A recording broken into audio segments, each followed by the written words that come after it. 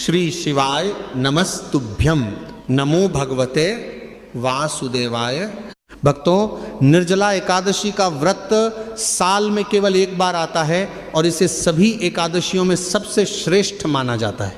लेकिन क्या आप जानते हैं कि इस पावन दिन 5 ऐसी चीज़ें हैं जिन्हें ग्रहण करने के बारे में बहुत कम लोग जानते हैं।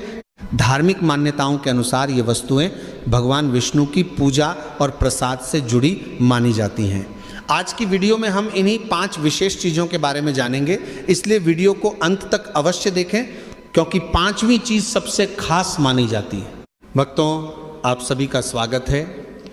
आज की यह कथा और जानकारी अत्यंत विशेष होने वाली है क्योंकि हम बात करने जा रहे हैं वर्ष 2026 की निर्जला एकादशी के बारे में।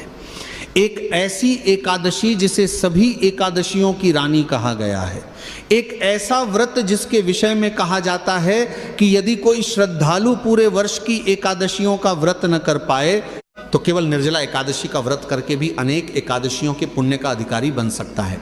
लेकिन भक्तों, आज हम केवल तिथि, मुहूर्त और व्रत की बात नहीं करेंगे। आज हम उन 5 विशेष वस्तुओं के विषय में भी जानेंगे जिनका संबंध भगवान विष्णु की भक्ति, पूजा और प्रसाद से माना जाता है। इनमें से कुछ चीज़ें ऐसी हैं जिनके बारे में बहुत कम लोग जानते हैं, जबकि कुछ ऐसी हैं जो लगभग हर घर में होती हैं, लेकिन उनका वास्तविक धार्मिक महत्व बहुत कम लोगों को पता होता है। और इसलिए मैं आपसे निवेदन करता हूं कि इस कथा और जानकारी को अंत तक अवश्य सुनिए, क्योंकि जैसे जैसे हम आगे बढ़ेंगे वैसे वैसे ऐसे रहस्य सामने आएंगे जो आपकी भक्ति को और अधिक मजबूत बना सकते हैं। भक्तों, सबसे पहले ये जान लेते हैं कि आखिर निर्जला एकादशी को इतना महान क्यों कहा गया है। पुराणों के अनुसार जब महाभारत काल में पांडवों के भाई भीमसेन से सभी एकादशियों का व्रत नहीं रखा जाता था, तब उन्होंने महर्षि व्यास से इसका समाधान पूछा। भीमसेन ने कहा कि उन्हें अत्यधिक भूख लगती है और वे नियमित रूप से प्रत्येक एकादशी का उपवास नहीं कर सकते। तब महर्षि व्यास ने उन्हें ज्येष्ठ मास की शुक्ल पक्ष की निर्जला एकादशी का व्रत रखने की सलाह दी। कहा गया कि यदि इस दिन श्रद्धा और नियम पूर्वक व्रत किया जाए तो अनेक एकादशियों के पुण्य की प्राप्ति हो सकती है। यही कारण है कि इस एकादशी को भीमसेनी एकादशी भी कहा जाता है। अब जरा सोचिए भक्तों, जब एक ऐसा महाबली योद्धा जिसने बड़े बड़े राक्षसों का संहार किया वह भी इस व्रत के महत्व को स्वीकार करता है तो इस व्रत की महिमा कितनी अद्भुत होगी। यही कारण है कि लाखों श्रद्धालु इस दिन भगवान विष्णु की पूजा करते हैं, दान करते हैं, मंत्र जाप करते हैं और व्रत रखते हैं।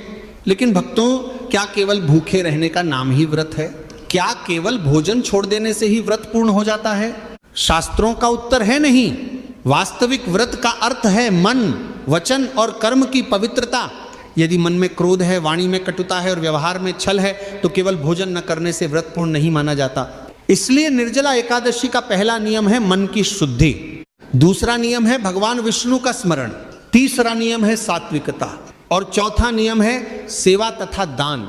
भक्तों, अब हम उस पहले विशेष तत्व की ओर बढ़ते हैं जिसके बारे में बहुत कम लोग विस्तार से जानते हैं। पहली विशेष वस्तु, तुलसी युक्त चरणामृत। भक्तों, क्या आपने कभी सोचा है कि मंदिरों में पूजा के बाद चरणामृत क्यों दिया जाता है और उसमें तुलसी का पत्ता अवश्य क्यों डाला जाता है? इसके पीछे केवल परंपरा नहीं बल्कि गहरी आध्यात्मिक भावना छिपी हुई है। भगवान विष्णु की पूजा तुलसी के बिना अधूरी मानी गई है। तुलसी को भगवान की प्रिय माना गया है। जब चरणामृत में तुलसी का पत्ता मिलाया जाता है तो वह केवल एक पेय नहीं रह जाता बल्कि श्रद्धा और भक्ति का प्रतीक बन जाता है। निर्जला एकादशी के दिन अनेक भक्त भगवान विष्णु की पूजा करके तुलसी युक्त चरणामृत ग्रहण करते हैं। मान्यता है कि इससे मन में भक्ति की भावना जागृत होती है। लेकिन भक्तों, यहीं एक रहस्य छिपा हुआ है। बहुत से लोग बड़े बड़े अनुष्ठान कर लेते हैं लेकिन तुलसी के महत्व को नहीं समझते।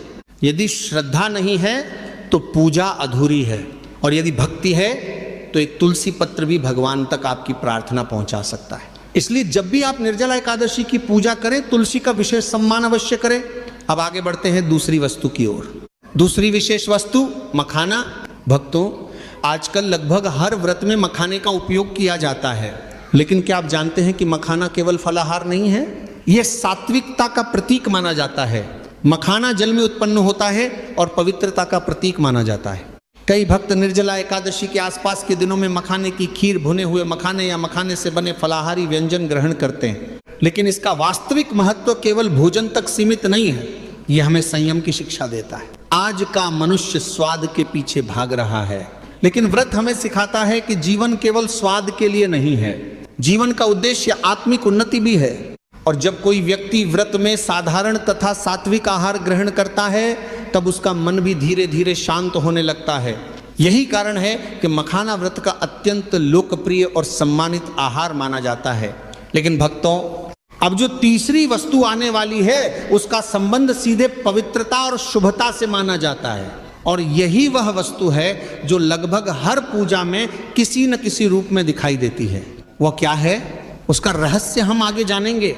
तीसरी विशेष वस्तु नारियल और नारियल जल। भक्तों, यदि आप किसी भी शुभ कार्य, पूजा, यज्ञ या धार्मिक अनुष्ठान को देखें तो वहां नारियल अवश्य दिखाई देगा। लेकिन क्या आपने कभी सोचा है कि आखिर नारियल को इतना शुभ क्यों माना जाता है? शास्त्रों में नारियल को श्रीफल कहा गया है। श्री अर्थात माता लक्ष्मी और फल अर्थात शुभ फल प्रदान करने वाला, इसी कारण से श्रीफल कहा जाता है। जब कोई भक्त भगवान विष्णु या माता लक्ष्मी के समक्ष नारियल अर्पित करता है, तो वह प्रतीकात्मक रूप से अपने अहंकार को भगवान के चरणों में समर्पित करता है। नारियल का कठोर बाहरी भाग हमें हमारे अहंकार की याद दिलाता है, जबकि अंदर का सफेद और निर्मल भाग पवित्र मन का प्रतीक माना जाता है। यही कारण है कि कई संत और आचार्य कहते हैं कि मनुष्य को भी नारियल की तरह बनना चाहिए। बाहरी परिस्थितियां चाहे कैसी भी हों, लेकिन भीतर की आत्मा निर्मल और पवित्र रहनी चाहिए। निर्जला एकादशी के दिन पूजा के बाद नारियल का प्रसाद ग्रहण करना शुभ माना जाता है। कई श्रद्धालु नारियल जल भी भगवान को अर्पित करते हैं।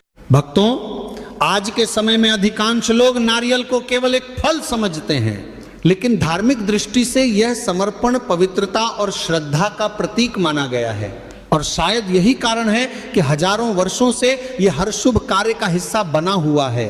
आदि में एक छोटी प्रेरणादायक कथा कहा जाता है कि एक बार एक गरीब भक्त प्रतिदिन भगवान विष्णु के मंदिर जाता था। उसके पास न सोना था, न चांदी थी और न ही कोई बड़ा दान करने की क्षमता, लेकिन उसके पास एक नारियल अवश्य होता था।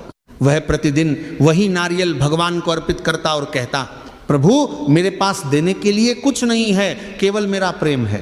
समय बीतता गया। एक दिन मंदिर के पुजारी ने उससे पूछा, तुम रोज यही नारियल क्यों लाते हो? भक्त ने मुस्कुराकर कहा, महाराज, यह नारियल नहीं, मेरा समर्पण है। कहा जाता है कि भगवान को उसका भाव इतना प्रिय लगा कि उसके जीवन की अनेक कठिनाइयां धीरे धीरे समाप्त हो गईं। इस कथा का सार यही है कि भगवान वस्तु नहीं, भावना देखते हैं। आपको चौथी विशेष वस्तु केला। अब हम उस वस्तु की बात करते हैं जो लगभग हर पूजा में दिखाई देती है, लेकिन बहुत कम लोग उसका महत्व जानते हैं। वह है केला। भक्तों, केला केवल एक फल नहीं है। धार्मिक परंपराओं में इसे शुभता और समृद्धि का प्रतीक माना गया है। भगवान विष्णु की पूजा में केले का विशेष स्थान बताया गया है। कई स्थानों पर पूजा मंडप को केले के वृक्षों से सजाया जाता है। यह परंपरा केवल सजावट के लिए नहीं है, इसके पीछे शुभता और मंगल की भावना जुड़ी हुई है। केला ऐसा फल है जो आसानी से उपलब्ध हो जाता है। यही हमें एक महत्वपूर्ण शिक्षा देता है। भगवान को प्रसन्न करने के लिए महंगी वस्तुओं की आवश्यकता नहीं होती। सच्ची श्रद्धा ही सबसे बड़ा उपहार है। निर्जला एकादशी के दिन पूजा के बाद केला प्रसाद रूप में ग्रहण किया जाता है। कई भक्त इसे भगवान विष्णु को अर्पित करके परिवार में बांटते हैं। भक्तों, एक बात हमेशा याद रखिए, जब भी कोई प्रसाद ग्रहण करें, उसे केवल भोजन समझकर न लें, उसे भगवान का आशीर्वाद समझकर ग्रहण करें। यही भाव प्रसाद को विशेष बनाता है। आपको पांचवी और सबसे विशेष वस्तु पंचामृत। अब हम पहुंच चुके हैं उस पांचवी वस्तु पर जिसका इंतजार आप शुरुआत से कर रहे थे, और वह है पंचामृत। भक्तों, पंचामृत का नाम सुनते ही पूजा, अभिषेक और भक्ति की भावना जाग उठती है।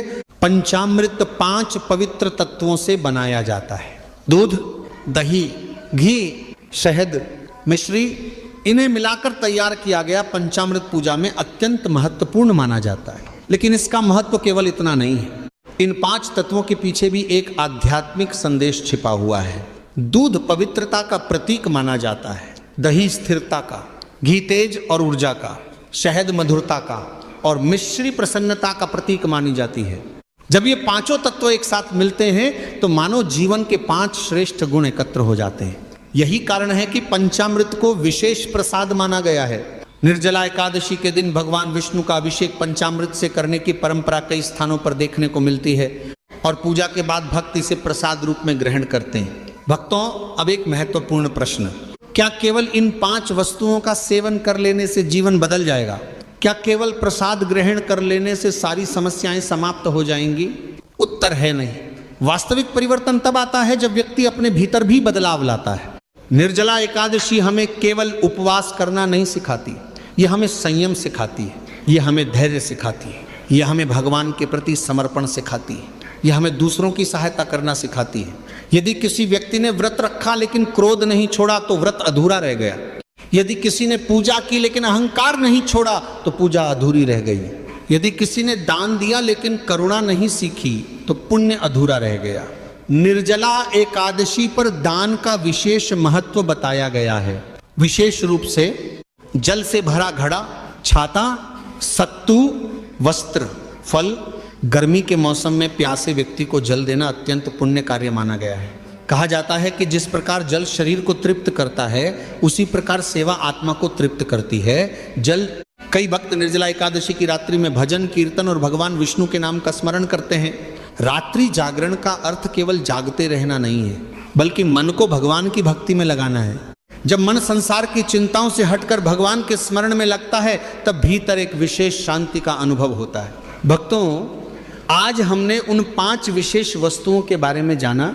तुलसी युक्त चरणामृत, मखाना, नारियल या नारियल जल, केला, पंचामृत। इनका महत्व केवल भोजन या प्रसाद तक सीमित नहीं है।